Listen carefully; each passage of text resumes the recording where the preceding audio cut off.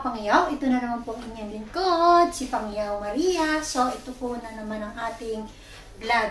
Panibagong bukas, panibagong vlog, at panibagong recipe. So, today ay magluluto po tayo ng ginisang munggo. So, ito. So, ang aking version lang po ay ang ginisang munggo sa sariling recipe ko lang po. So, yun.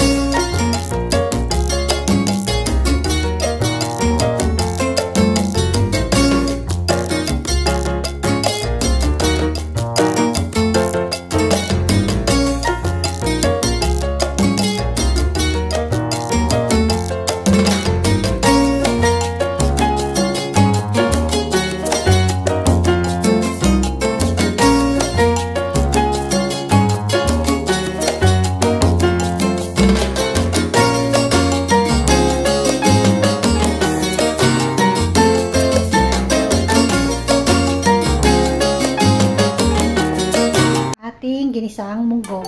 So, meron po tayo ditong ginisa mix at ang ating salt at syempre ang ating pork. So, ang isasawag ko po usually talaga sa aking ginisang munggo is yung ating sarili. Yan. Frozen po yan. So, at meron tayong garlic at nandyan si onion at yung ating nor cubes pork. At syempre, ang ating tomato. At hindi mawawala si munggo, ayan po. At ang ating ampalaya. So, lalagyan ko po siya ng konting anghang with, kung nakikita nyo po yung ating chili. So, dahil mahilig tayo sa chili, so ayan, lalagay natin. So, ayan lang po yung aking simpleng sahog para sa aking ginisa na munggo. So, ayun na mga Pangyaw. Pakukula na po natin yung ating munggo.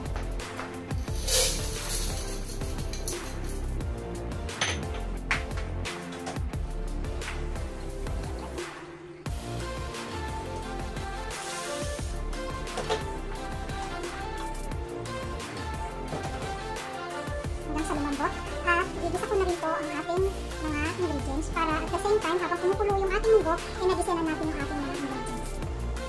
Yun mga Pangyaw, nagigisa na natin ang ating garlic and onion.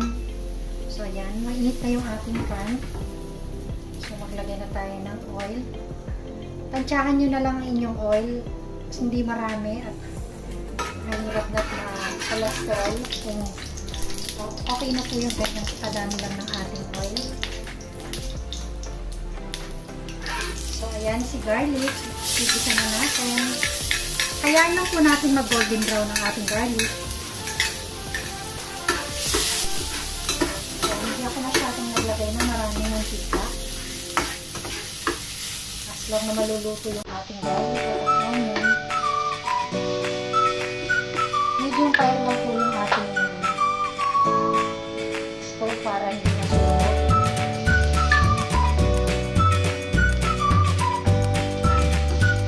Kapag natin mag-brown at ilagay na natin si onion. So, ayan, brown na yung ating garlic. So, ayan ang ating onion. So, sabi ko nga sa inyo, at the same time, itinaan natin yung ating munggo para pag maluto na rin yung ating munggo, tapos na rin natin igisa yung ating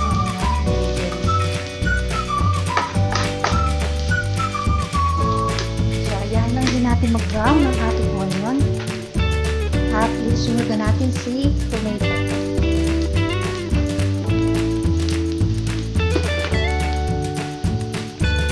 So ayan, golden brown na rin ang ating onion. So isunod na natin si tomato. Hayaan lang po natin maluto at lumabas ang juicy ng ating tomato. So yun din po ang isa sa mga technique bibigay ko sa inyo mga tip na kailangan lutuin nyo ng mabuti ang inyong tomato para hindi agad-agad napapanis sa inyong mga ulam. So dahil pag mainit, lalo na dyan sa Pilipinas, mainit, so kailangan na talaga lutuin ng mabuti ang inyong tomato para hindi siya mapanis. So na may i-share po para sa inyo.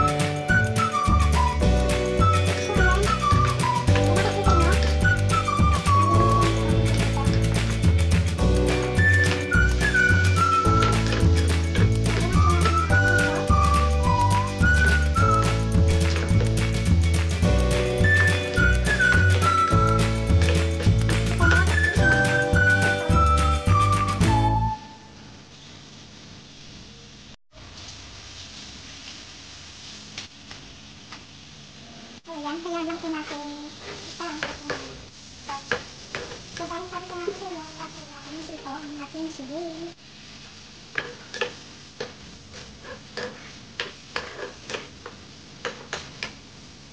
Yun na nga, nakikita nyo. Ito na yung ating pork. So ilalagay na natin yung ating cream at para tumulong at mag-absorb ang kanyang lata.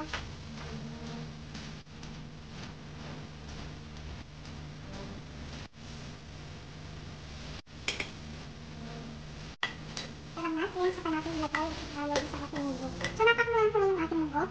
So ito po yung ating finish na yung ating Gulay or sahog.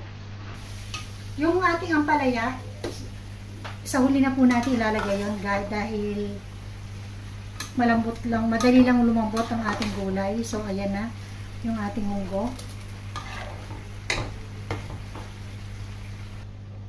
So, haluin na natin yung ating sahog sa ating munggo.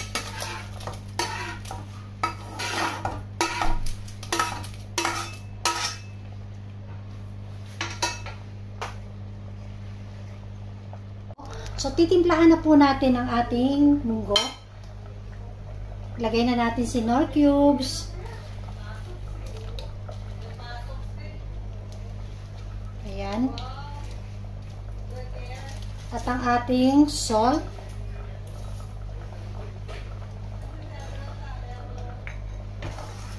So, ilagay na rin natin po yung ating amsa salt.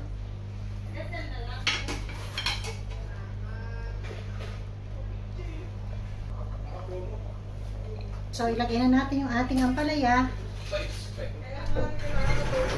Hindi. 9.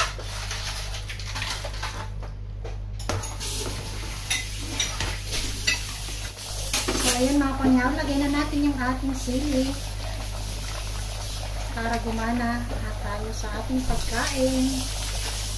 So ayan, base lang po to sa aking version yung aking ginisang munggo.